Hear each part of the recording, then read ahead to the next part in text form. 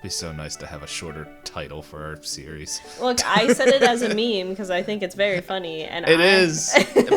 But the problem is, I'm the one that has to type it out every week. But yeah, so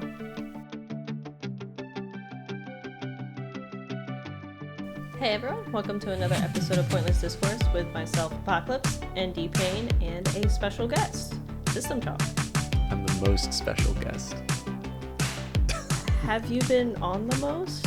I have remember. no I think idea. at this point, yes. I've probably been on the longest. Let's see, because you were our first guest, I believe. You were also our first experiment with 2 guests. And then you were on Christmas. Yeah, this would be 4. So, yeah, I think so. I think probably Blackjack might also be up there. I must find and kill this person. Oh, right, because Blackjack, we're recording the next episode with him. Yeah. The final episode of the series. The final so episode. What movie is it? And then I guess I can't say because then your audience will know what one you're covering. We've recorded a lot of things out of order because... and switch the order while Yeah. recording. Okay. So it's fine. Swiss Army Man. All right. Well, I'll watch it, and then if your guest meets with a completely random accident, you've got to back up. I have to be number 1. So, my most special crack was just to set the tone of my arrogance, but I'm actually very flattered that you keep inviting me back. Thank you. yeah, we're always happy to have you back. But I was going to say, now plug yourself because I feel like we'll forget by the end of the episode to say that. Thank you. I am a Twitch streamer, which is how I met you at twitch.tv/Systemchalk. I don't even really know how interested people are in the streaming side anymore because I have people who watch, but YouTube seems to have grown a whole lot. But the thing I like doing the most is writing. So that's also everything's at Systemchalk, YouTube, Twitch, writing.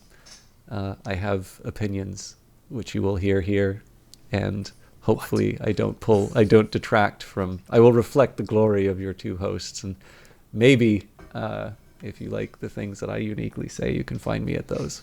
But if not, I will not treat you like the now ex-future guest.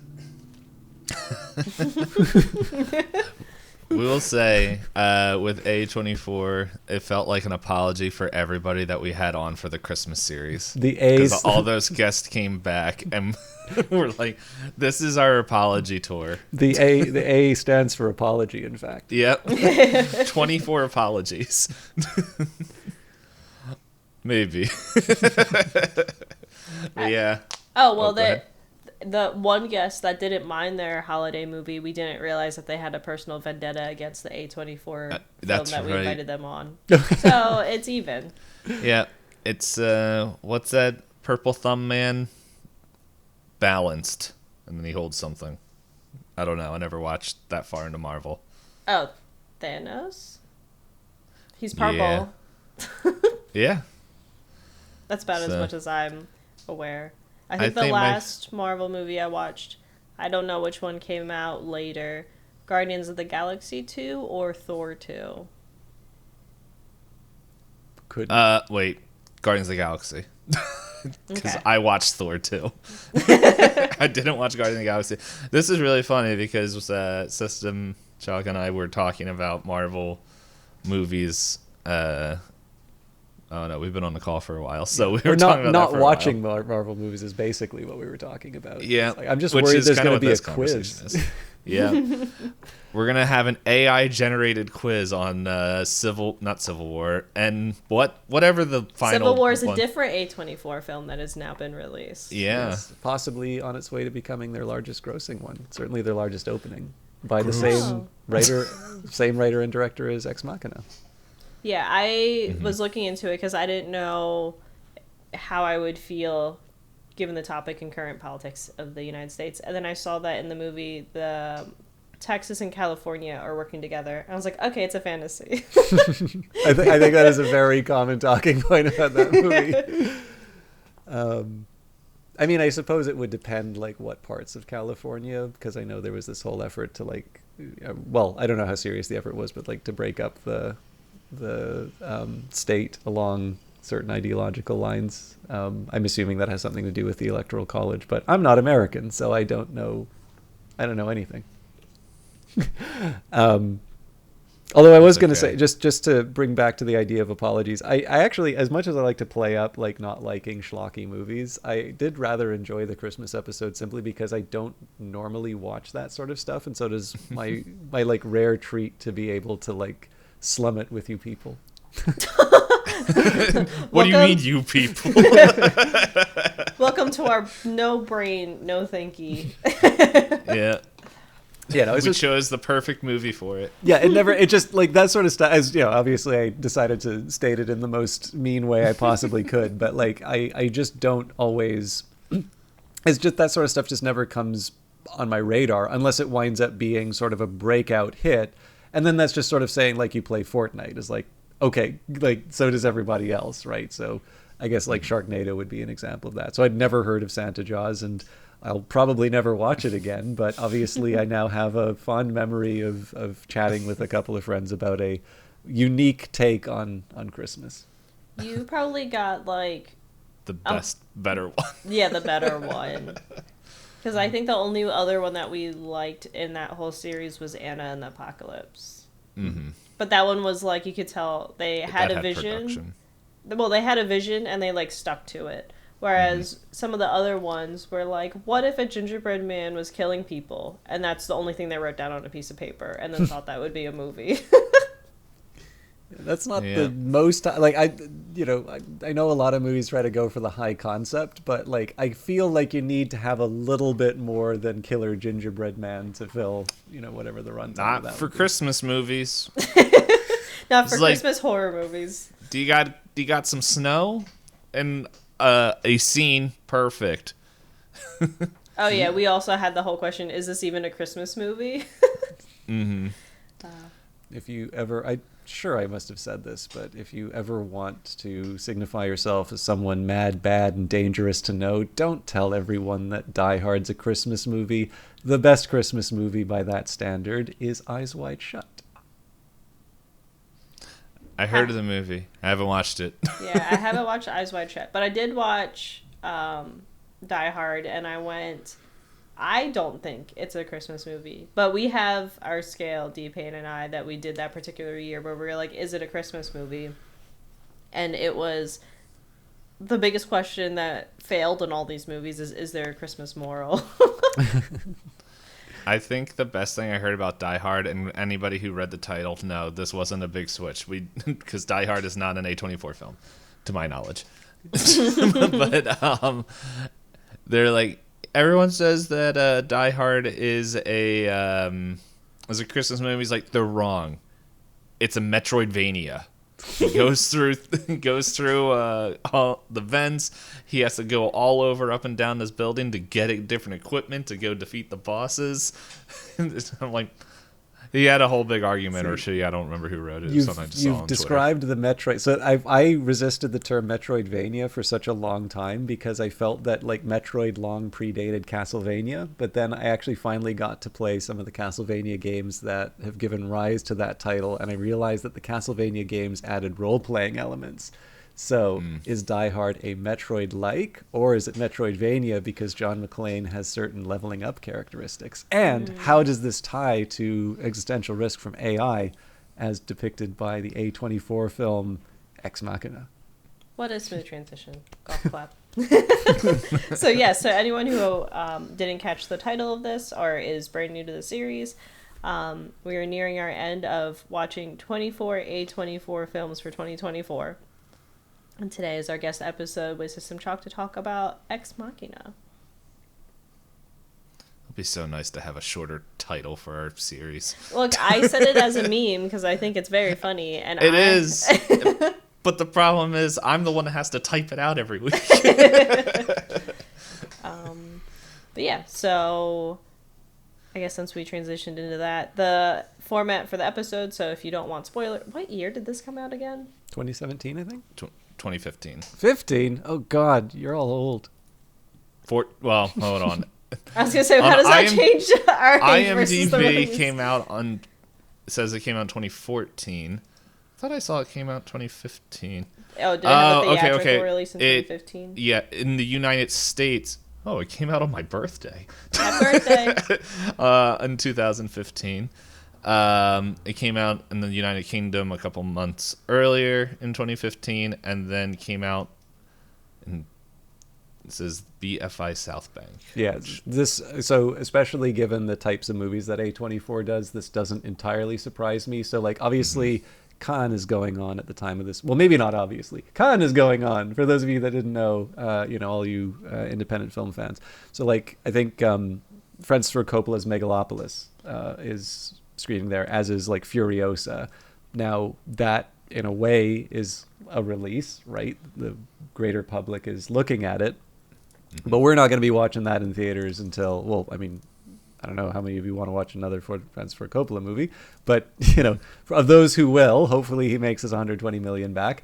So for those of you that would like him to get his money back, you'll be seeing that in the theaters whenever, it gets its wider release.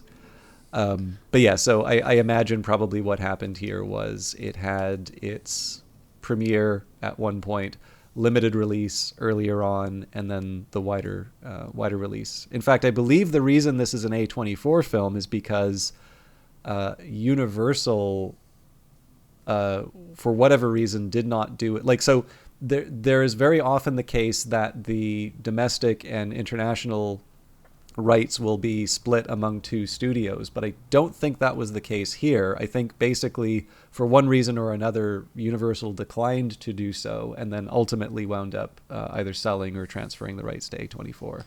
So I don't know if they were involved before in terms of the financing. From what it looks like, distributing, at least on the wiki, it looks like internationally it went through Universal. Yes, in the definitely United that. States, it went through A24. Yeah, so I've heard versions which says Universal refused to release it domestically. I'm like, okay, but like, what was the nature of the refusal? What, did they think it wasn't going to make money? Like, did they just kind of get the scrap, valued by sending that off to another team? I'm not sure on that, but the problem is I also don't know.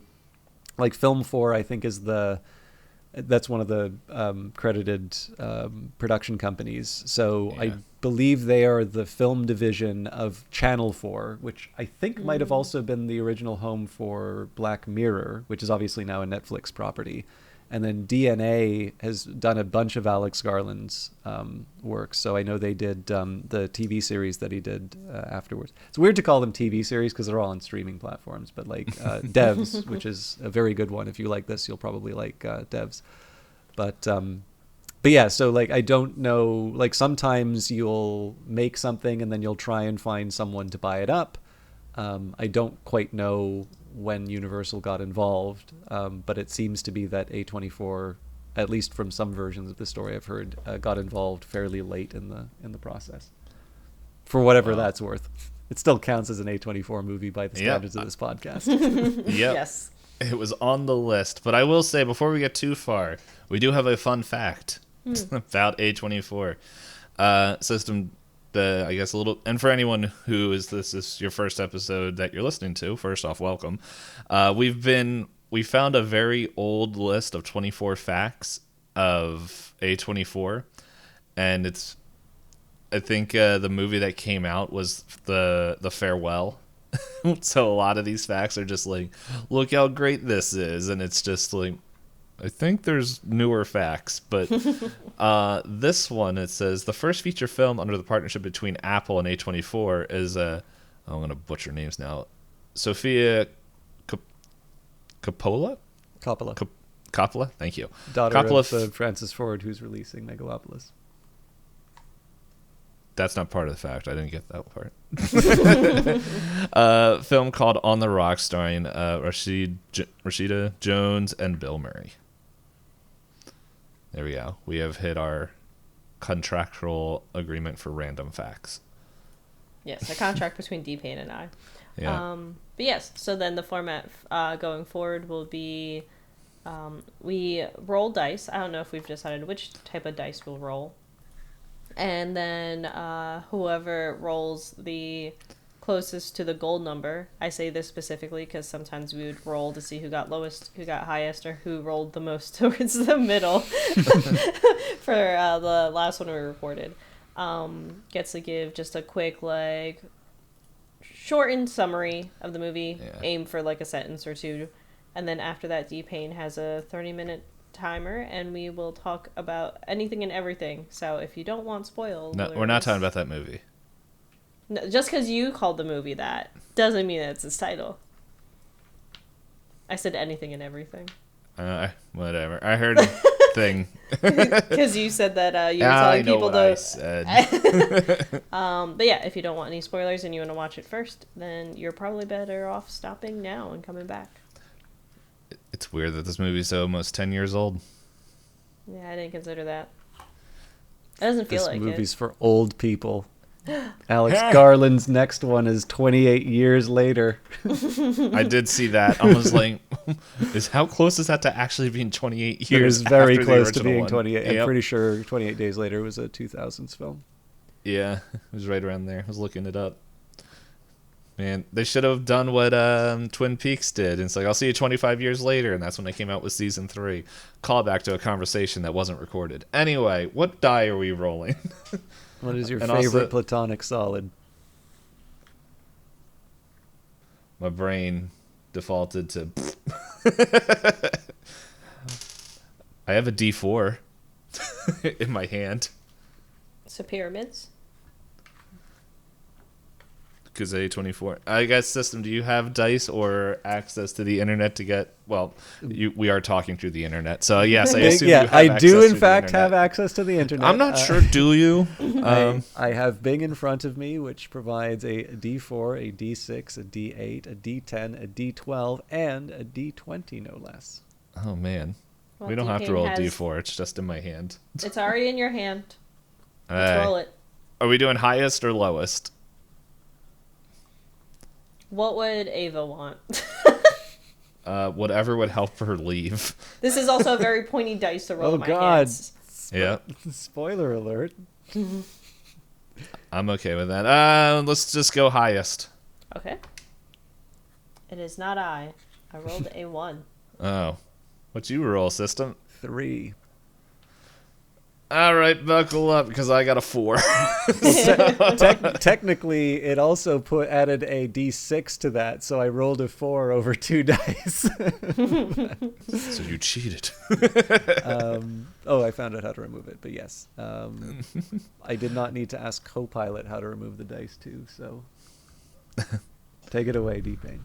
All right, so this movie is about a man who wins a contest to go to a secluded place to look at strange inventions. Robots, AIs, a man with a beard, all that and more. Well, and then, yeah, we'll talk about the rest. So, Like the sales pitch. yes, I'm actually slightly mad. I'm slightly, that I won. No. I'm slightly glad that you won, but slightly mad because I think I shot my shot on this line before. I might have called RoboCop a postmodern Prometheus in the Santa Jaws episode, and actually that might work rather well for Ex Machina, and that would have been a really good one-liner. But for those of you who are not still use it. literary types, the subtitle for Frankenstein was a modern Prometheus. That is what I mean by that. I am explicitly tying RoboCop and Ex Machina to Frankenstein, which basically means RoboCop and Ex Machina are the same movie when you think about it. And they have Christmas messages, which makes them a Christmas movie. The most important message of them all. God bless us, everyone. All right, I'm going to start the timer, and then, as Hop said earlier, full spoilerly talk, so this is your last chance in 3, 2, 1. Fun fact to get us started, this is actually the first ever A24 film that I watched. I realized that today. I'm like, Oh yeah. And now we're bringing it back. I'm not sure. I think the first one I might have watched was The Lighthouse. No, Lobster. The romantic comedy. Yeah. I watched that like back on when television was television, and you would just scroll through and end up at the middle of a movie.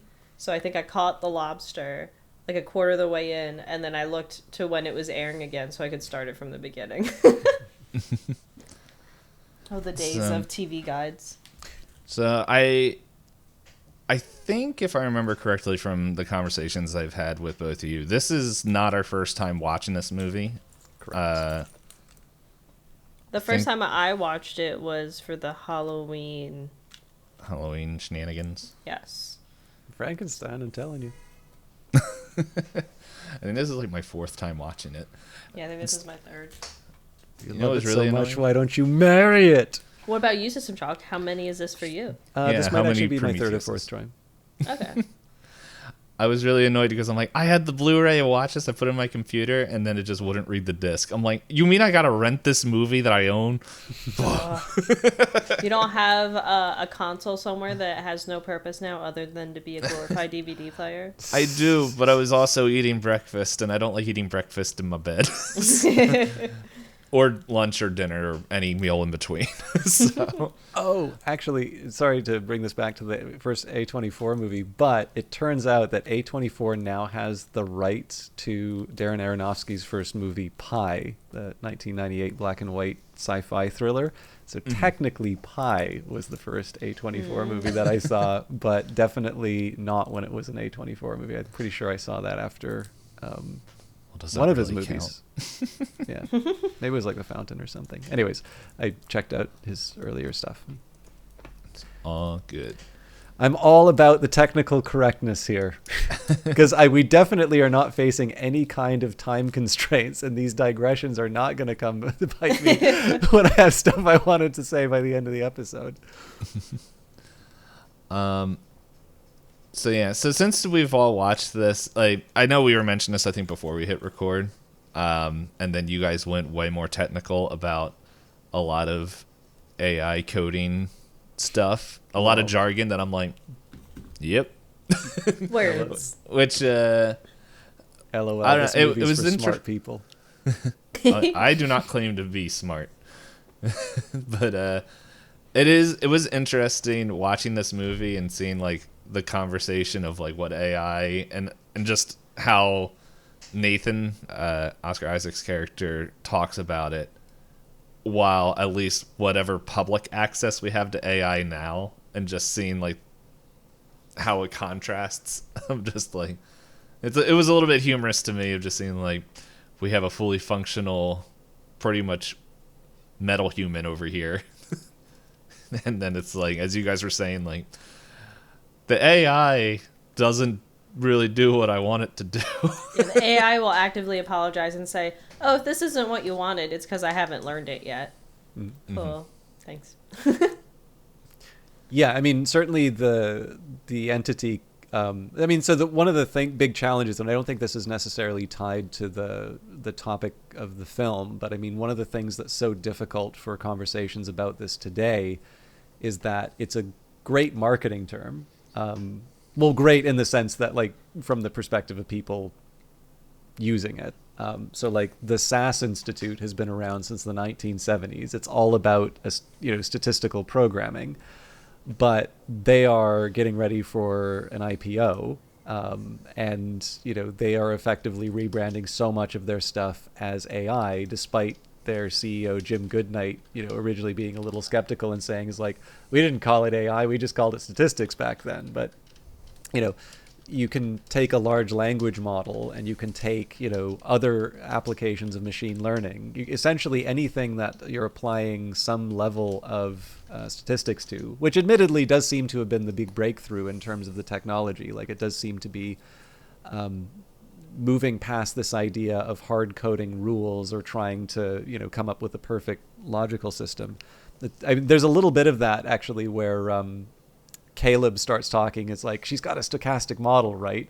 And Nathan is just not having this, he already has a bunch of very smart people who works for him, is like, just talk to me like I'm a normal person. And that's also good for the screenplay, right? Because you don't want it to be Primer where they're using technical, terms and then not explaining them. Primer's a wonderful movie. It's like, I think it's really good, but it's both for the benefit of us as the audience, but also it wants to avoid the technicalities. But one of the challenges that we sort of face in terms of discussing AI is that you can easily have a massive argument in terms of what you're talking about, because clearly what we commonly talk about in terms of AI and this tool that's very good at solving prediction in the sense of like fitting a maybe unstructured data to a specific output, that is quite different from what Ava is, which is, a walking, talking robot. And the whole question as to whether or not, well, first of all, does it make sense to call her she, right? Is it a person? And are they, sentient, the Turing test or the imitation game? Sorry, I'm monologuing. You're all good. You're totally fine. Yeah, it was something on this view, like, I guess it's, my brain already realized, like, everyone has their own side to play, but one of the things I noticed, how Ava and Nathan both, like, in their conversations with Caleb, like, if you're watching it for the first time, like, oh, okay, this is interesting, because I know, like, I do not claim to be smart or intelligent and pick up things quickly, but it was just this watch. It was just listening to how, like, Nathan, like, as you were saying, when Caleb was just like, oh my goodness, like the technical wonder and all that stuff, like, one, yes, for the audience, but then there's also like Nathan was just like, dude, I don't care about that, like, just tell me the basic thing. And then, like, the way he formulates, like, the way he like says things and tries to get Caleb to talk, it's like, okay, he's like putting him in a mindset to like not to like already take out the like the just like, how does it feel, not like, don't worry about the science and all that stuff, that's cool, but like how does she make you feel, because he calls her she, and just already like planting those seeds to see how he's gonna react. And then like Ava, like, we see she is very, like, as we were looking and mentions, her programming is very much like to escape, and like the way she communicates with Caleb is also I don't know, now that I was like specifically looking for it, it's just very pointed, and like it's just like, okay, there is a purpose, and it's like you got two people that are like using Caleb as both their pawns to do what they want, and it's Gaslight. just and Caleb's just like, am I human? And Caleb's sitting there, he's like, I'm the smartest man in the room. My boss says I'm smart, so I'm like really smart, so I'm gonna figure this out. I'm gonna solve the test and be the best employee. Gold star, please. And then he's sitting at the waterfall. You took my Google history. Well, essentially, it's not called Google in the movie, but you took my Google history to like decide if I should be the person. And it's like, you just figured that out. We've been here for like 5.5 days, and you just figured out that I picked you on purpose. To be fair, I probably wouldn't pick it up until like 2 months after. You would have let yourself get manipulated and just gone, huh? That was a nice vacation. I don't know that it was nice, but there's actually a couple things about, I like that you're talking about sort of the signals in terms of the relative intelligence of the characters too, because there's one thing I really like that the movie does. So there's a certain, like, I don't always like this trend in filmmaking, but there are definitely some filmmakers that like signpost a bunch of stuff to make sure that the audience feels smart. And sometimes you are also explaining something necessary. So I was trying to think a bit about how I felt in terms of some of the things that Ex Machina does. So for instance, the fact that the company's called Blue Book, almost certainly a reference to Wittgenstein's Blue Book. I think it was the Blue and Brown Notebooks. But the movie it removes any doubt. It specifically says, yes, he was named it after Wittgenstein's notebooks. And likewise, you see the Jackson Pollock painting, and they say it's a Jackson Pollock painting, and there's definitely a few indicators like that. But what I really like is they also play to that in terms of the characters. So Caleb quotes a number of people, and of course Nathan is not necessarily, I mean, he doesn't have anything to prove, right? So he's perfectly fine playing a much less intelligent person than he is. And obviously, as Hop pointed out, he plays to Caleb's intelligence originally, right? You got the light on you, son speech kind of halfway through the visit. But what's really telling is the moment when Caleb quotes the Oppenheimer quote that most people know, you know, I am death, destroyer of worlds. I am become death, destroyer of worlds. Obviously, that is not Oppenheimer's quote. He's, of course, quoting from, I can never pronounce this. Is it Bhagavad Gita? Anyways, however you pronounce it. But what I really like about this one is that, so first of all, you can see the shift in the relationship because it's the one time where Nathan sort of drops the act and he's like, I know who it was, like when Caleb's kind of razzing him over it. So obviously there's a shift between the relationship. But in the very next scene, Nathan actually gives his own quote. And it is, in battle in the forest, at the precipice in the mountains, on the dark great sea, in the midst of javelins and arrows, in sleep, in confusion, in the depths of shame, the good deeds a man has done before defend him. Does anybody know the origin of that quote? I do not. Itisdpayne? Nope. So this is also one that the film doesn't highlight. It's one of the few cases where it doesn't actually directly point to the source. That's Oppenheimer. That was actually something, and it was specifically about the atomic bomb. I believe it was before the test. So what I really like about that is that, so there's a lot that's revealed, both in terms of Nathan's intelligence, or at least in terms of, as it's been represented in terms of Caleb, obviously. I mean, sure, I pulled out an obscure quote for this conversation. So obviously people who quote that stuff are super geniuses. But no, like, what's great about that is that clearly Nathan knows a lot more than what's being let on. But it's also specifically this really, it kind of cuts off Caleb's smarts at the knees because, of course, he knows the trivia.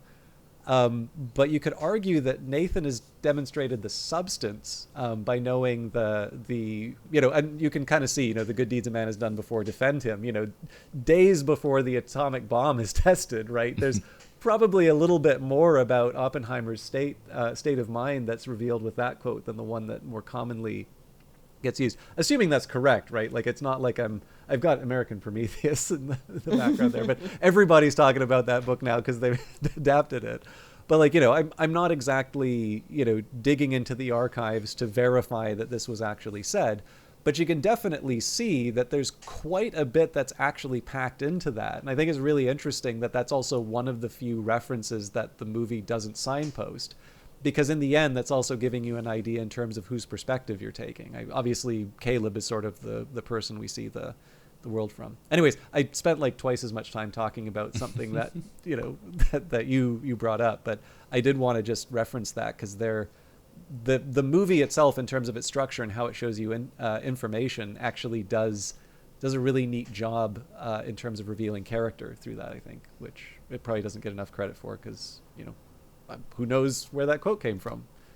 You do. hopefully you have a wide viewership so that, you know, more people can appreciate the good writing in that show. They better.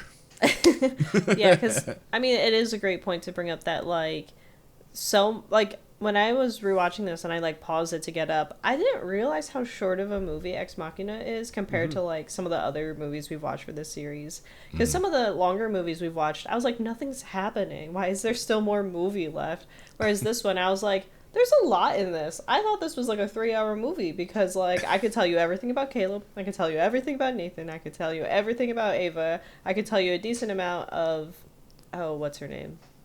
Kyoko, yes. Yep. Yeah, I was like, I can tell you quite a bit about her, but you're right. Like, just through, like, either, like, very subtle context of, like, their interactions with each other, you're like, oh, this isn't good.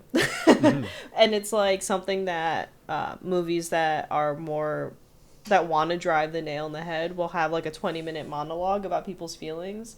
Yep. Whereas in Ex Machina, it's like a side glance and you're just like, they're mad. Yeah. It's one where I wanted to talk a little bit about my own kind of biases going in terms of like not liking it when films signpost stuff. I mean, it also probably means the ones that don't signpost stuff, I just miss stuff because I'm not as clever as I think I am. I am Caleb in this relationship, not Nathan for sure. But it is, I do think it's kind of an example of where, and this, I'm sorry, I'm going to sound like a complete wanker saying this, but like it's kind of the whole idea of respecting the audience, right? Like letting people sort of draw out what they can from either the context or just, the good filmmaking. I think there is a lot of value in that, and I'm happy that people do speak of Ex Machina in positive terms, even after, AI is a much bigger topic now than maybe it was at the time it was released. Because in the end, I like to think that people, people will reward the things that respect their time, right? Hour 40 minutes, and the story's wrapped up in a satisfying way, and does still tell something of substance. Anyway, sorry, I think Dpayne was going to say something, and then I came barreling in, as is my way. I don't remember what I was going to say. If I was. I mean, I have tons of stuff I can say about it, and especially in relation to another thing that this was Alex Garland's first directing job, but something that he wrote. But I didn't want to derail it too much because it's not it's related to the ending, but it does sort of involve referring to another movie, and I don't know when that's appropriate in terms of. We can say that after we got like 13 more minutes left of just Ex Machina talk, so we can go into that after. Yeah.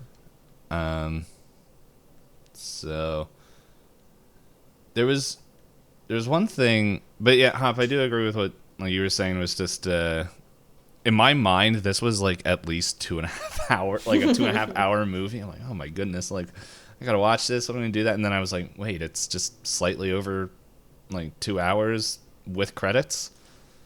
Like, is it 2 hours? I thought it was an hour 40 minutes. Yeah, it's an hour 40. I don't know what a. Hour 50. Yeah, hour 50. I don't know. That's what it was. In my mind, I thought it was like mid, like because there's just the way it's written and everything's presented. It's just like there's so much information being told without being like, well, let me hold your hand and explain what is happening. Like there's actually a scene that I caught this time that pretty much show like before it's made clear that Kyoko is also an android, that she's an android, and it's the scene where she spills the wine, because I was just sitting there just like watching the whole screen, and then it just goes to like a weird angle of just like, okay, Kyoko's leaving now, and at this point it's clear that hey, everybody that like Caleb and Nathan both need the key cards to get anywhere. And when they do that, their face shows up on the display. And even it does it earlier, because when she even brings the breakfast to him, like when she's first introduced. Because there's, like, I believe there's, like, a tone that plays when your card is read. Yeah. She just walks in. Like, there's nothing like that. Like, she just kind of walks in, which could be played, like, we're in the viewpoint of Caleb, and he didn't hear the ping or whatever when she comes in. But then there's also when she spills the wine, she doesn't like she has pretty much nothing on her. Like she doesn't have pockets, doesn't have anywhere to hide like a key card. And when she's leaving, she just puts her hand on the key reader. And it's like the way her hand is placed and everything, it's very clear that she's not holding anything and all that. And it reads, and when she steps through, there's no picture of like who's on the like little who has unlocked the door. That's a neat observation. I didn't pick up on that actually. Yeah, it was. I was sitting there and I'm just looked over. I'm like, hold up a second. Like I know who Kyoko is or what she is. Yeah, that's very much a rewatch thing because like there's so much happening between those two scenes that as a first time viewer, your eyes are not there. And it was. I don't know what like I think I caught out of the corner of my eye and was just like, hold up. She just smacked the wall. Well, didn't smack the wall, but just like, and it's just so quiet. And like, even when she steps in, like, even that's, I think later where she steps in is the elevator down. But like, she also does like almost a power down motion as well. Like, as soon as the doors close, you kind of just see her head just like fall forward or something. Like, it's a very unhuman Gesture. just it wasn't like a natural thing. Like, her whole body's just like the polite thing, and then her head just kind of droops down as the door closes, and it's not like a tired thing, because at that point, like, all the information given is that she's human, that doesn't talk. My first watch through, I assumed she was not a human when their choreography was so in sync that I was like, oh, he just did what video game developers do. He put a whole bunch of electrodes all over himself and recorded his dance routine and then uploaded it to her software. It was too close. That's funny, actually, because I did see the head nod that you're talking about, but I didn't read that as her being an android, especially because in other parts of the film, she'll be in sort of standby mode and not behaving that way. Mm-hmm. But at the point that the wine was spilled, I assumed she was an android, just simply because we have established this is a world in which androids exist, and Nathan is going to want servants. So, ultimately, as like, okay, sure, he's saying that this is someone who doesn't speak English, but I feel that Nathan is a reliable source of information in this? No, I mean, and for all we know, the Turing test could in fact be, does Caleb identify Kyoko as a person? So it could be everybody there. Yeah. So, this is me just sort of doing the cheat codes in my brain, because I've watched more than one movie, and I kind of know that movies like to do twists like that. But I also didn't really watch more than one. I didn't think like the revelation that Kyoko was not human or flesh and blood, maybe. Yeah. Because deep down, isn't an AI just exactly like a person? But yeah, that wasn't a big surprise to me, but I also didn't feel that the movie was hinging. It's not like an M. Night Shyamalan thing where, like, if you know the ending, there's no point in watching it. Apologies to him. I know he probably makes better movies than that. Like, but yeah, the thing he has the reputation for is, like, basically, if you know the ending going in, the whole thing is just not worth watching. Mm. Yeah. Yeah, I guess just like I also, like, while watching this, like, something's up with Kyoko. But it's not, it wasn't, I was just, I guess what I was saying before was just, like, all confirmed information up to that point is, like, because it isn't until later in the film when Caleb's like, well, like, literally when Kyoko's like, well, let me rip off my skin, let me just spell it out for you. There's actually... Oh, go ahead. He's like... He essentially is like... Because he's being manipulated by Nathan and Ava, he essentially manipulates himself. Like, he gets so engrossed in all of it that he's not paying attention to anything anymore. So, yeah, Kyoko really did have to be like... Do you see it now? And Caleb's like... Oh! And then it starts, like, opening up all the closets and starts making all the connections. And she's like... By the way, here's more robotic parts in case you forgot, because I know you didn't even remember you were a human being. Yeah. No, there is something really interesting in that, because it's like when I first watched it, Caleb's reaction kind of struck me as a bit extreme, and I'm like, okay, well, it's a movie, right? You want to visualize the uncertainty. But the more I thought about it, right, like the fact that there's already a digital servant present, and the fact that Nathan has been so manipulative, like, it is actually perfectly reasonable for Caleb to doubt his status, just simply because so much of his life has been tied up in his work at Blue Book. So I'm kind of glad I watched it again to do this episode, simply because I always sort of thought it was like, it's a legitimate thing for the character to do. I just sort of thought that it was maybe an overwrought reaction, and I was like, well, no, actually, consider the context in which this comes up, and it's like, what evidence does he really have that he is who he thinks he is, especially in the presence of all the other stuff that he's seen. Yeah, because that whole, like, every time I see him like, am I human scene, like, when he's like kind of cutting himself and everything, or just, well, he's not multiple cuts, but the one. is right after the scene that Hop was talking about, where like and where Kyoko's taking her skin off, and it's just like it's it really reminded me of like this of like kind of almost Lovecraftian horror, where it's like you come face to face with something so opposite of human, even though you've been staring at Ava for multiple sessions at this point. But then this person's literally ripping their skin off, and there's machinery under there. It's just like the brain is not able to comprehend, and he's just like, I need proof. And it's like seeing a pufferfish with human teeth. So the mind recoils. Like it's beautiful. But the other thing that just, I don't know why, but it was just Kyoko this time watching it stuck out a lot more to me, because like one, yeah, like her kind of actions and stuff, but every time, like, because for the most part she's very passive in everything she's doing in the film. Like she's like, okay, I gotta go deal with Nathan's BS, okay, I gotta go over talk to this man child Caleb, and it's just like blah blah blah. But then it's like there's intentional focus on her anytime Caleb is talking with Ava.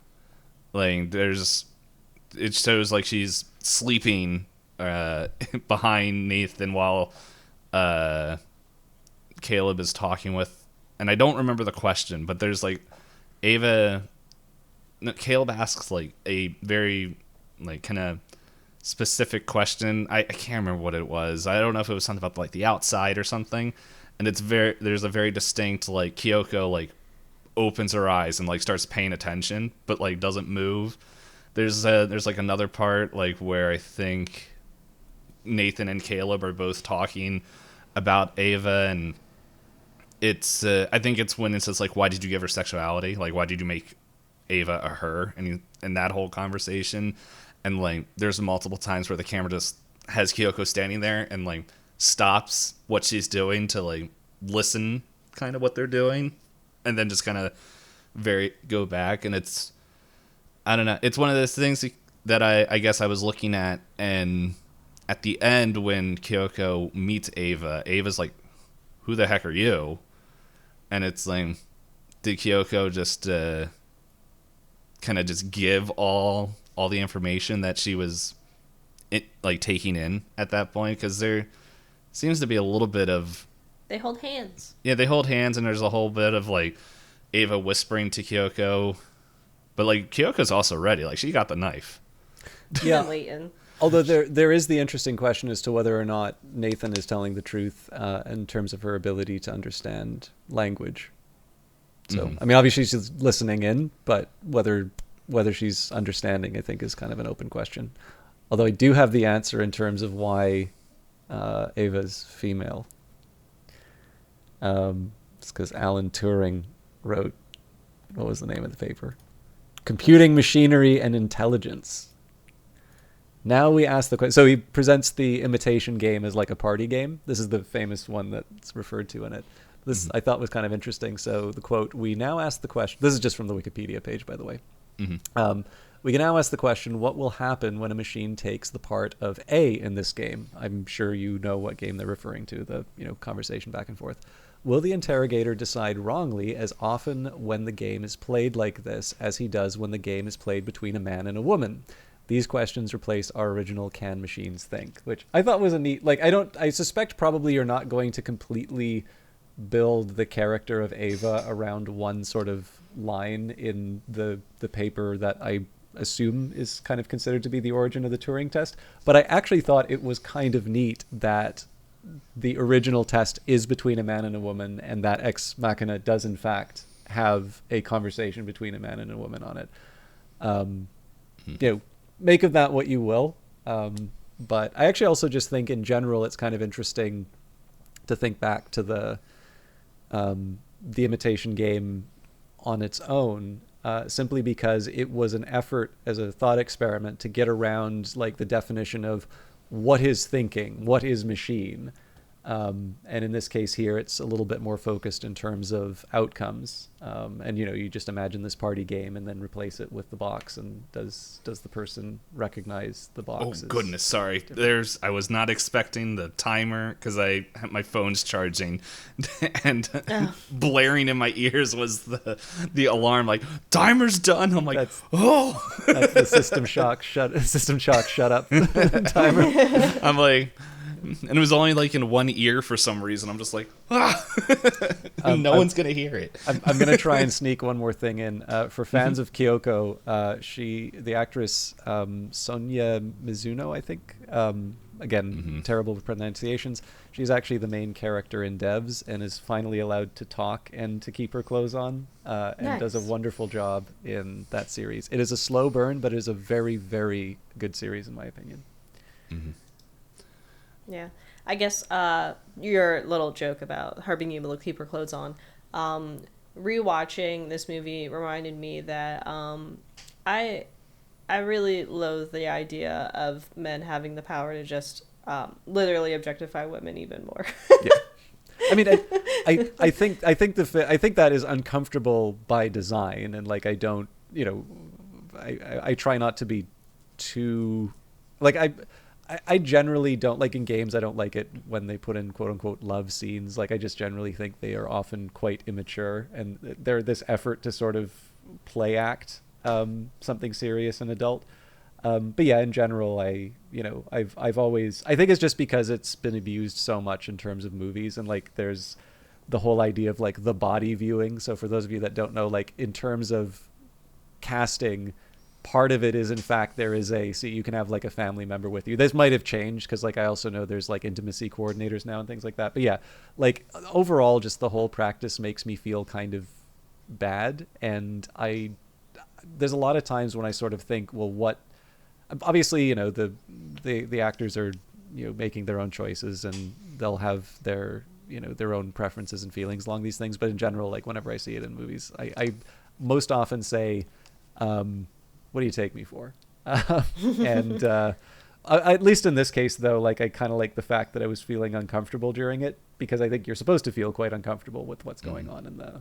And I think given the use of nudity in this compared to some other movies, this one makes sense in the whole of like Nathan and his lack of healthy relationship with any woman figure in his life, and the whole concept of them being like trying to become more human, and because Ava has her whole scene where she's purposely left to be more robotic in order to essentially mess with Caleb more so than anything else, and then her finding her ability to fit into human society, assuming she's the only AI that's ever escaped. Who's to know? Who knows how many islands Nathan has had? And even if that was the real Nathan. Bum. Yeah. Ex Machina 2 coming to theaters Electric 2028. Don't worry, he bled. Maybe that was just a more sophisticated AI. More human than human. That is our motto.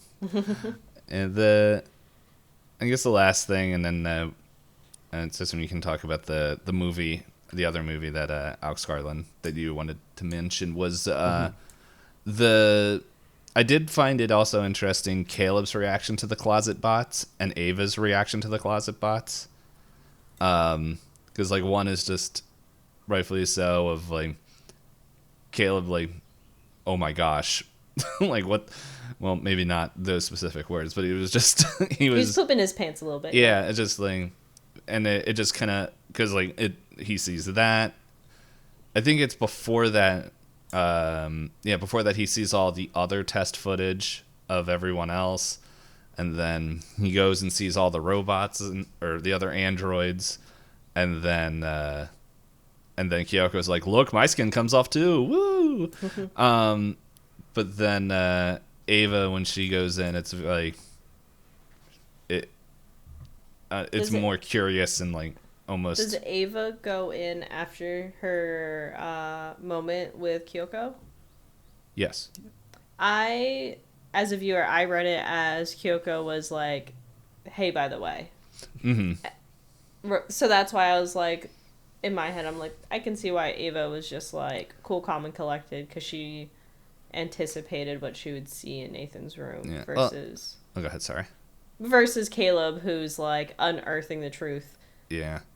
It also Ava also hates Nathan, so she's probably like, of course this guy has a bunch of us in his closets. Yeah, but it also like almost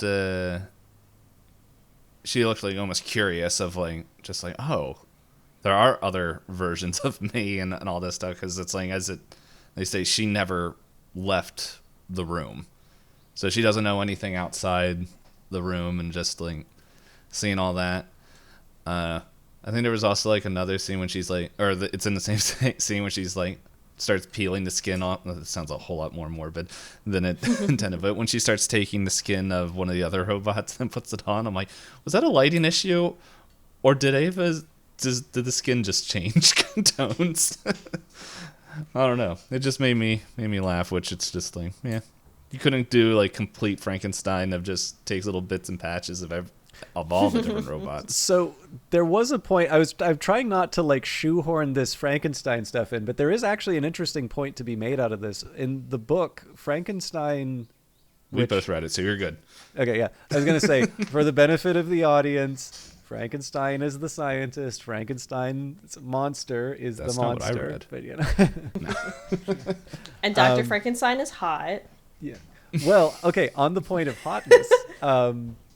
So, if I recall correctly, Victor Frankenstein specifically selects appealing parts, large ones to overcome his difficulties in working with the small fiddly bits. But I believe he individually picks pleasing characteristics, and it is when the monster is assembled. Sorry, I'm letting my prejudices come across by calling him the monster. But that it is sort of revealed to be this horrible, yellowing skin thing. Even the monster is horrified at its appearance, but I think there is something kind of neat in the idea of trying to... I mean, I'm sure there's something that can be said in terms of creators trying to make things of all the past works. There's a lot that you can get out of that, but I did kind of think there was something kind of neat about Ava being this collection of Caleb's pornographic searches. Yeah. His preferences. Yeah. And, in this case here, it's not necessarily the horrifying creature as is created in Frankenstein, but I do sort of feel like there may be a tip of the hat to the idea there as well. Because there's other just indications of that in terms of sort of the Gothic novel, or at the very least sort of fairy tales, like the whole key card thing. I wanted to bring that up earlier. Like, that's almost Beauty and the Beast, right? You can go into this room, you can't go into that room, the magic place where the doors open for you and things like that.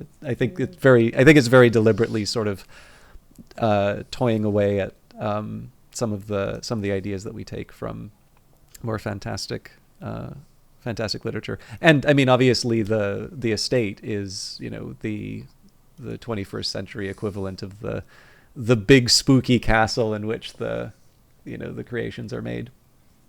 Mm-hmm. Has enough fiber optics to lasso the moon, I hear. Why are there no windows, Itisdpayne? That's just what Nathan says. Yeah. Because the budget was small and they needed He needed the best generator system, so no windows. Yeah, he couldn't repair it because he had everybody killed. I love the smile that Oscar Isaac gives after he says, "So I just had them all killed." But yeah. So like Itisdpayne was saying, so here's space for you to talk about. Oh yes, yeah. Sorry, I'm filibustering my own filibuster. No, so I'm kind of happy 28 years later is happening, not because I have some, great love of, early 2000s, or I guess mid 2000s, whenever 28 Days Later came out. But from what I understand, there was a bit of a rift between Alex Garland and Danny Boyle, which might have been repaired in time for Trainspotting 2, if he wrote that. But I don't know, like in general, more harmony in the world is a good thing. Nah. But and it was 2002. That's Really? when 28 Days, at least according to IMDb. I'll double check, but anyway. Lol, that movie's for old people. But anyways, so at least the end of their collaboration for a while was a movie called Sunshine, which is a very, very good movie by Fox Searchlight, Danny Boyle directing, Alex Garland writing. And this movie was criticized for having a very significant tone shift at the end. And I don't want to talk too much about it because I actually think it's something that both of you might enjoy and maybe want to do an episode on, frankly.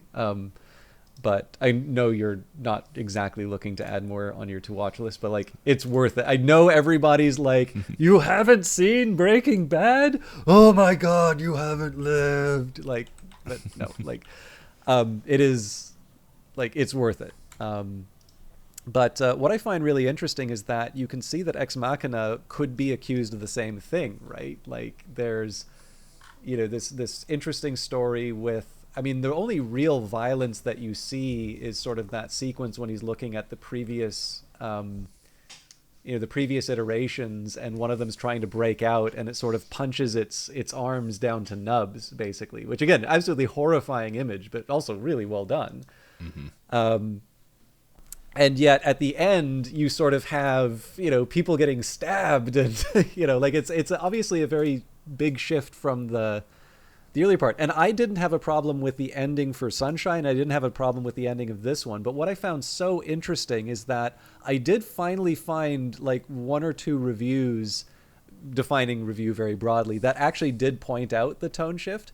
But what seems really interesting is that Ex Machina is celebrated, where Sunshine is actually condemned, even though in terms of the structure, they actually have two very similar endings in the sense of just being, having one thing and then sort of move into another at the end. So I don't know, maybe this can open it up to your thoughts on the ending, if that's where we were going with it. But anyways, watch Sunshine. Hopefully somebody who's listening will have watched Sunshine and will know what I'm talking about. Or maybe you don't perceive that there is a tone shift in the ending of Ex Machina, which I think is also interesting. There's definitely I register it as a tone shift, but I almost register the ending as kind of like a breath of relief because of the very strong tension that builds up as soon as Caleb reveals like his plot is already in motion. Where after that point, it's a race between Nathan and Kyoko and Ava and Caleb, all to like meet their personal goals that none of them are aligned, but they're all racing towards it. And when Caleb is sitting there smashing the door with his chair, and Ava is just on her way, I was like, okay, I can finally breathe. I can, my heart rate can go down. Yeah, it's neat. So I think like, in hindsight, I can see it as a tone shift, but as I'm watching it, it feels like you say, like a very natural, and satisfying ending. Mm-hmm. Yeah, no, I enjoy it as well, because it's like throughout the whole movie, it's just like build, like this. It is a slow build the whole time, and then it's just like. And then it's just the reveal at the end where Nathan's like, yeah, well, sucks to be you. I'm being sober today because your plan's dumb, loser. And then it's just like, I already did it when I got you drunk yesterday. What? What you say? And then, yeah, just, I don't know. There's like the two scenes that like, that always stick out to me. Like the whole movie I really enjoy, but it's just the, like, as we talked earlier, him like, am I actually human scene of just him like kind of breaking, and then it's just how cold the murder of Nathan is, of just like Kyoko's just like it, like reading about knife wounds, that's like I feel like in some movies there's like a ton of resistance and stuff when it goes in there, but when someone is stabbed, but it's just how easy it goes in, and just there isn't like and I think it shows it in this scene as well, where it's just Ava and Kyoko, they're not like Terminators with like increased strength or harder, like, or more dense like parts. But it's but still, like, the fact of like just how slowly and smoothly like that whole scene like goes, where and Nathan's just like, what the crap, man, as he's just walking away, like. But I think he says unbelievable. Yeah, and he's just, I think of just like how most or of this unreal, movie, sorry. yeah, like just how quiet that scene is. Like it has the music, but it's just like, and because like it has all the tension of just like, okay, like Nathan's gonna kill Ava, and then he gets stabbed by Kyoko, and it's just like, I think even the music is like extremely pulled back or just cut out. I don't remember off the top of my head now, but it's just like it has like the swells and everything's building like for the action scene, and then it's just stab music, like virtually, or not like almost gone, and then it's just finished with the knife, the other thing, and then she rebuilds herself, and then Caleb with because he's slow gets left behind.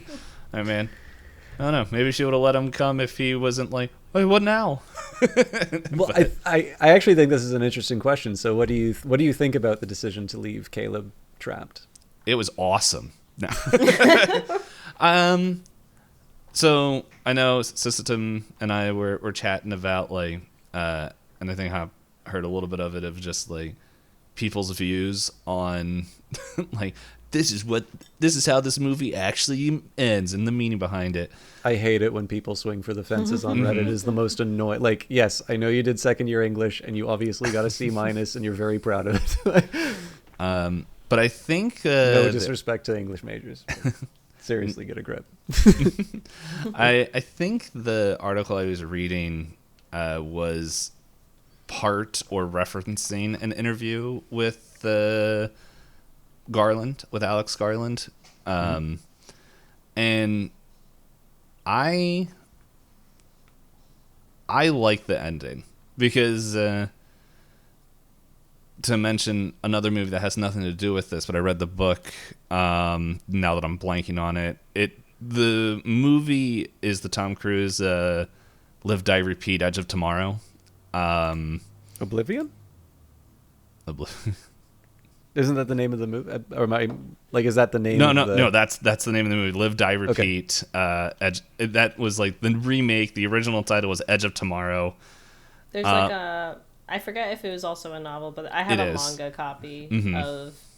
So I'm just saying I don't remember if the manga or the written book or which one of those two had come first. I think the novel is first, but do you have the name of the novel, or I think they're named the same thing. My copy Mine is in a different book. Oh wait, I can see it there. All you need is kill.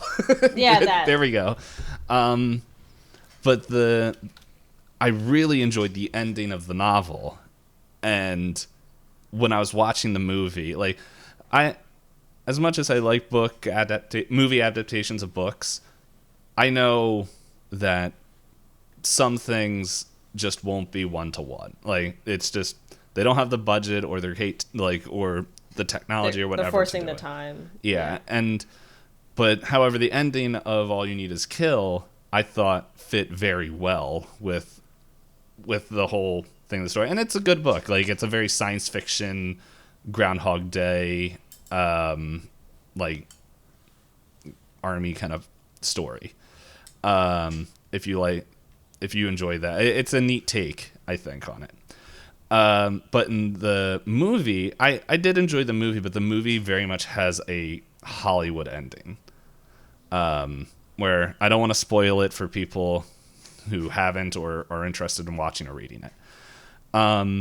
But I didn't enjoy the ending, and this in Ex Machina, like there is the Hollywood ending where Ava's like, "Come with me, Caleb," but this with so many words to get around to what I was attempting to get to was in the article. It was, and it made me think about it, was Ava leaving Caleb in there would have been the only way she could have had true, like, her programmed goal of freedom, because Nathan kept her locked in, and we saw how all that happened. Like, everything came out from that. But then Caleb was in love or led to be in love, whatever we want to say about that whole situation. But he had feelings for her, and in her kind of maybe tracking and programming could have been like, no, like, this would take away my freedom, because, like, even if he just lets me go and everything is, there's still one other person that knows that I'm not human, while everyone else, like, will just treat me as a normal person. So in the viewpoint of Ava, I think that her choice to leave Caleb is a smart one, and the only one. As someone who has to deal with attention from men, I will say that I'm also pro Ava, but in terms of, in my very, like, this is a, like, very, like, watered down look at her reasoning for leaving a man behind. Sometimes, as someone who presents as female, I feel like my only power is to ghost people. And I was like, you ghost him. He would be clingy. He has no family. He clearly has no friends if he can go on this vacation. Like, he would have had to attach himself to her in a very unhealthy way. And given the technology that she has in her, what does he call it? Wetware is what Nathan called it. Yep. She would definitely be able to recognize those signs and features in the way that he's acting. Because, like, even very early on, she's like, I know you're attracted to me. And he's like, what? She's like, yeah, I mean, just say it. Just admit to it. No. How would you even be able to know? Well, eye contact, the way that you're lingering, the way that you look at me.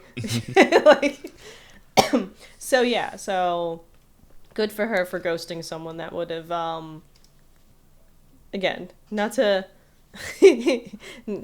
play up the fact that those two, well, Nathan's definitely dead. Caleb definitely slowly starves. Dead weight.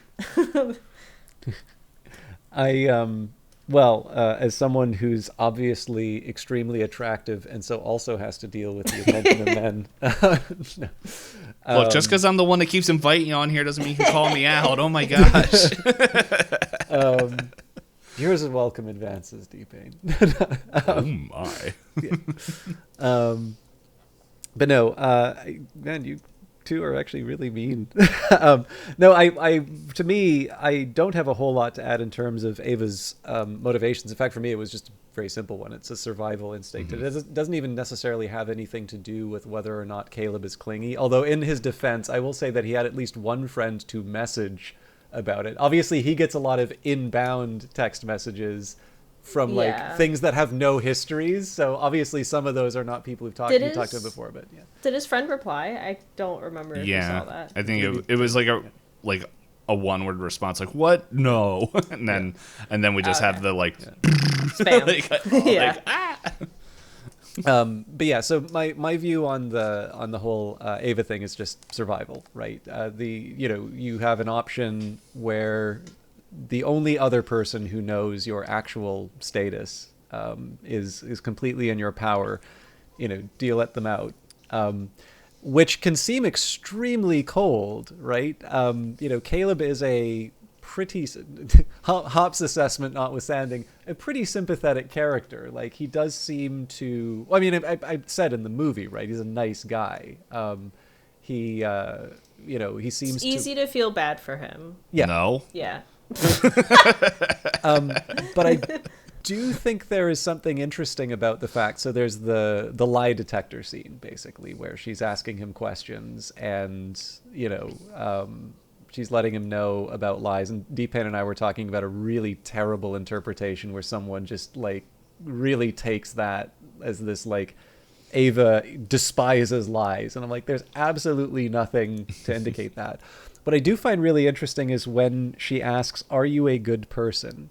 And he gives his answer. Now, she doesn't say lie, but she does not confirm either. There is absolutely a lot of space in terms of her assessment about whether or not Caleb answered. And like, I'll be honest with you, like the lie detector aspect I think is kind of interesting because, you know, we do have polygraphs and there may be some doubts in terms of polygraphs. I mean, that's maybe a whole other conversation to be had. But I think it is fair to say that, yes, there are physical characteristics that we would associate with lying.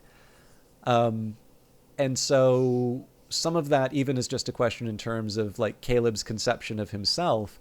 But the thing that's so weird about it is like, if I really sit down and think about it, and if somebody had asked me, you know, able to detect whether I think I believe what I'm saying, you know, whether or not I could answer in the affirmative about being a good person, I don't know, right? Immediately my mind goes to all the horrible things that I've done, which would probably count as very minor to any other person. But, you know, I think I just watched too many British comedies where social embarrassment is like worse than death.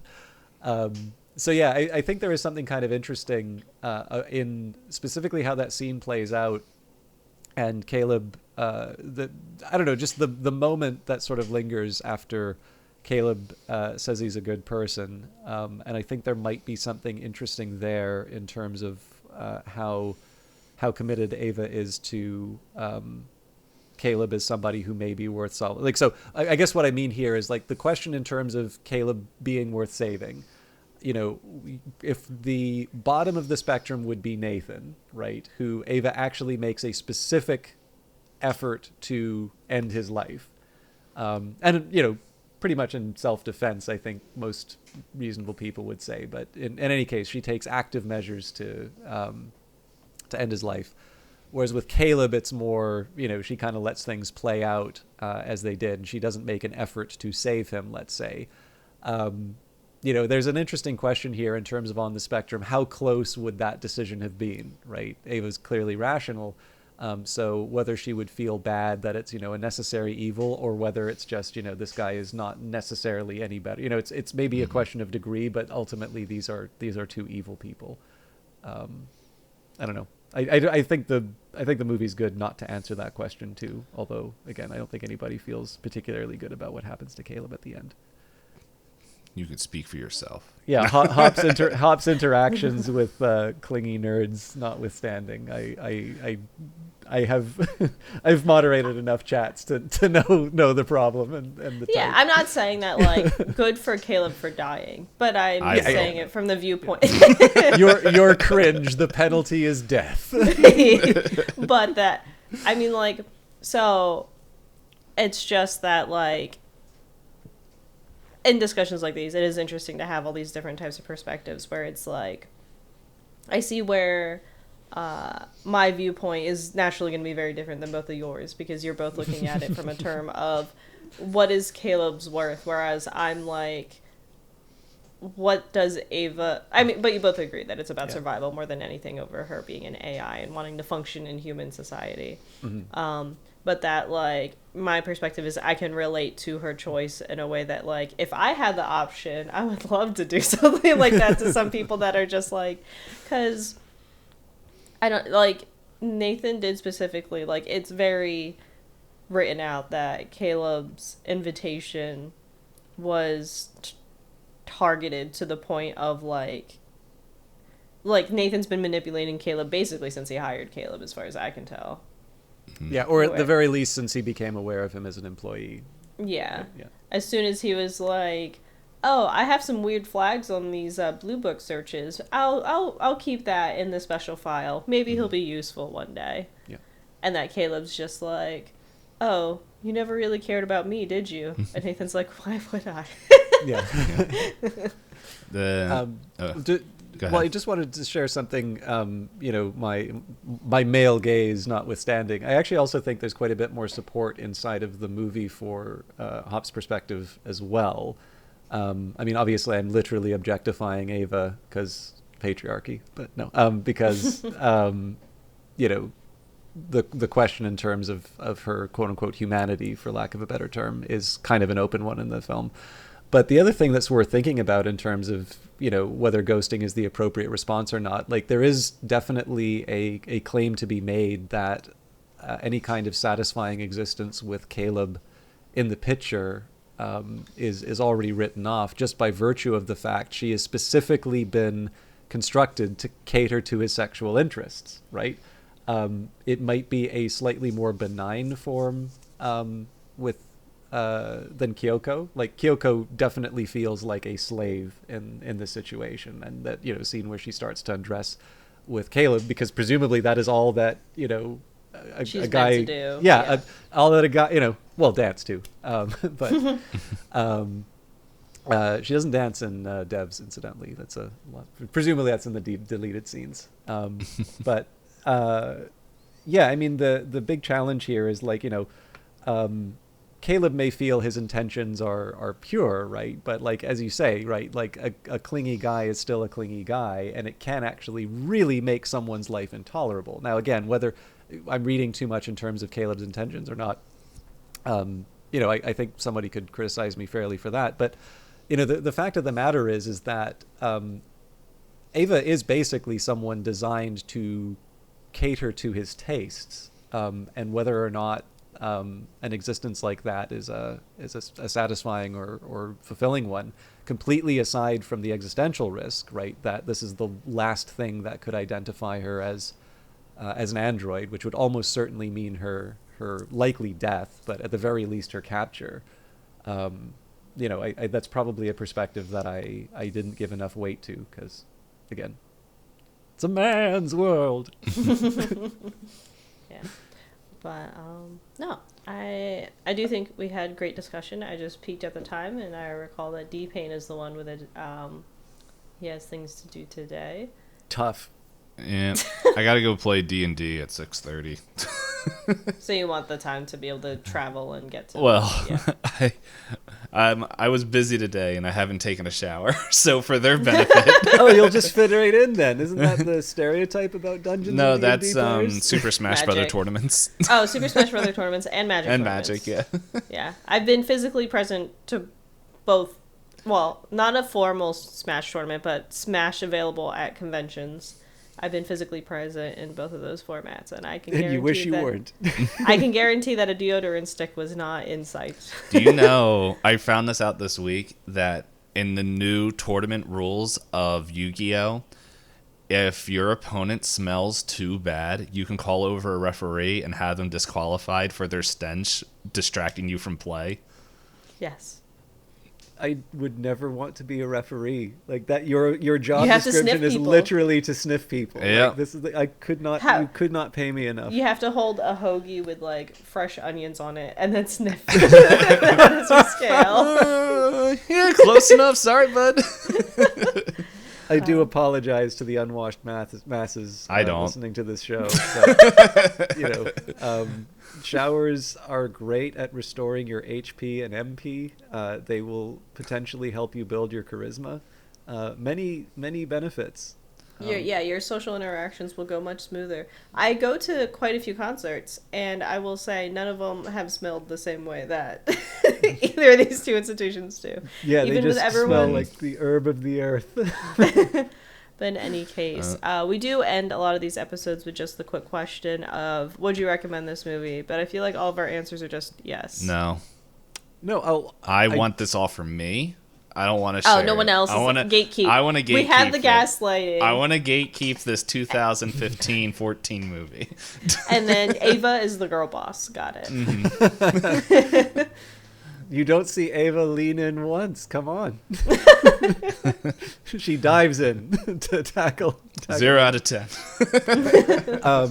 No, actually, there's maybe one thing I can share. Obviously, we talked a little bit about how the movie's aged, and I actually think so. A super controversial opinion. I kind of like Christopher Nolan. Like, I think he makes good movies, but I was always a little saddened by how people were so ready to make the connection to AI. And I think this is just another, version of AI being sort of this buzzword that can mean whatever you want it to. And it's also just falls into the trap where it feels like people's historical memory is like World War II and then whatever happened last week, and like that's about it. But weirdly enough, right, we talked about how there are connections between, AI and Oppenheimer that are made explicitly, but more so implicitly inside of Ex Machina, right? The quoted Oppenheimer quote, but also the lesser, or the less Googleable one. And I actually think, despite the fact that I guess the press for Oppenheimer and this movie are largely making the same point, right? The connection between AI, its potential, but both for destruction and creation. I actually feel that Ex Machina comes by it a bit more honestly, and I am a little bit more satisfied with the connection that it makes rather than the one that often comes up in terms of Oppenheimer. And I just don't know if it's because in the case of Oppenheimer, we have the benefit of these developments and it's sort of feeling like people are trying to sort of crowbar in the connection or not. Like I'm fully aware of the concern with the bomb sort of prior to and after its creation. But I don't know, there's just something about Ex Machina that I think does it in a more interesting way. And this is also my chance to shout out devs, because I think devs, I think could fairly say has at least something of a critique on Silicon Valley. But it at least gives it its due. The Silicon Valley figures are capable of producing certain things, and whether or not it is a good thing and the way they go about it being a good thing is another question. But I do tend to like it. Like, if nothing else, I think Garland has shown something of a track record of sort of giving the devil his due if you happen to have a negative view of these things. But at the very least, seems to be open-minded or thoughtful enough to be able to approach it in a way that comes off a little bit less morality tale-wise. So sorry, that's not the short line, but highly recommend Ex Machina. Even if you've watched it before, I imagine there's probably something you'll get out of it again. Hey, we did. And it was our fourth time. Between all of us. I'm kidding. I was watching it while we were having a conversation. Wow. Our episode was that long? If you watch it synced up, you can see the points I make are exactly lined up with where they occur in the movie. DP and I threw that all out the window. Systemchalk, though. He was like, back to that point. Yeah. It's like, because it's right now, and I can, let's talk about alcoholism now. It's like watching Wizard of Oz with Dark Side of the Moon. Yeah. Just sync me up with the movie. Mm-hmm. And then, I don't know, maybe the fifth time we watch this movie, we can discuss about how does Ava plan to recharge herself once she leaves the compound? But anyway, next Tesla supercharger station didn't exist. Didn't exist when the movie came out. That is one of the questions I always ask. That and how does Nathan get food to his secret compound? But anyway, Uber Eats. But we helicopter eats. Yep. Airdrop. But yeah, so Systemchalk, definitely thank you once again for joining us. Always a pleasure, and always lets me know that I am Caleb in these conversations. Maybe less. I used to have a big beard like Nathan. Maybe I should grow that again. So I just need to be fantastically wealthy. Actually, the one thing I love the most about if I could, I would love to live like Nathan. Just like no human contact in my fortress of solitude out in the middle of nowhere. Maybe not the AI, ladies. That's you can have AI creepy, men. It's all good. I would, no contact is no contact, artificial or otherwise. I want my AI to be the orbs from Mass Effect, just floating around. Sometimes they have a bow tie. But I would like an L-core. Yes. Very expressive. I've said multiple times, I'm like, hey, in the next Mass Effect game that I play, I want to be either an L-core or Rex.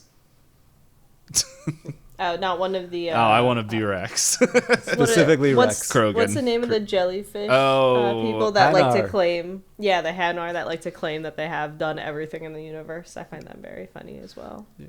I don't know. I just every time I see a Krogan, they crack me up. They're just... Hanar were into everything before it was cool. I like the one that's like, "Oh, you're an N7. I'm a super N7. Don't you know what that is?" Actually, I really like the idea now of an Elcor visual novel where like it is entirely because like visual novels obviously are much more based on like individual interactions. So now we need to come up with the appropriate ways of representing the subtleties of Elcor speech. Elation. But yeah, so next week. I know that Hop is highlighting it for me here. However, we don't know. Actually, I do know because I uploaded it up at this point. And you guys know what's next. But hey, at the time of this recording, to fit with the mystery, if you went out of order, next week, it could either be Green Room or Everything Everywhere All at Once. It could be either or. But if you've made it this far, you already know. But I'm not going to tell you, so prepare for one of those two movies. Woo! Yeah, thank you again, Systemchalk, for joining us. Always a fun discussion. And I'm happy that I reminded you to plug your stuff in the beginning, because I only remembered now, and our time is very short now. Thank you. Well, I was actually curious, just on the point of time, I did read all 1,045 pages of Norvig and Russell's Artificial Intelligence: A Modern Approach. So when are we getting to that? So anyway, we'll see y'all next week. But no, thank you very much for having me. It is a great pleasure, and I know I do tend to monopolize conversations, but it is always nice to get a chance to catch up with both of you, and hopefully your listeners felt that I was more of a contribution than a drag. But it is a lot of fun to interact with both of you as well as hear your thoughts. I always get something out of these. And this movie didn't have a shark with a candy cane unicorn or whatever it was. Anyway. But anyway, once again, thank you everyone for watching, listening, all that stuff, and we'll see you next week. Till next time. Bye-bye.